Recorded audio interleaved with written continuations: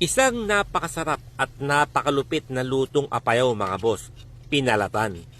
Okay mga boss, sa isang wok, lagay natin yung bulaklak ng baboy at yung pinakuluan nating karne ng baboy. At saka natin ilagay yung kinuha nating mantika sa pinagpakuluan niya mga boss. Semi-prito ang gagawin natin dyan. Lagyan natin ng konting asin, konting pampalasa, maglagay din tayo mga boss. Ginisa mix, magic sarap, o kahit ano, pwede yan. Pamintang buo, pero dinurog ko na. Okay mga boss, pag ganyan na ang itsura, pwede na natin ilagay yung bawang. Isunod na rin natin yung siling pula para may konting sipa ng anghang. Kulayan natin ng konting toyo mga boss. Ilang saglit lang, isunod na rin natin yung sibuyas. Isang katutak na sibuyas. Kasi may isang katutak lang pala. Haluin natin mga boss.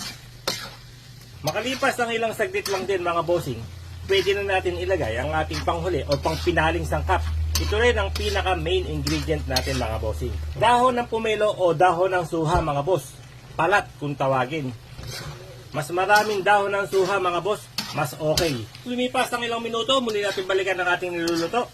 Ito na ang ating napakasarap at napakabisa at napakalupit na pangpulutan mga boss. Pinalatan, isang lutong apayaw. Pangulam, pangpulutan, bahala ka na.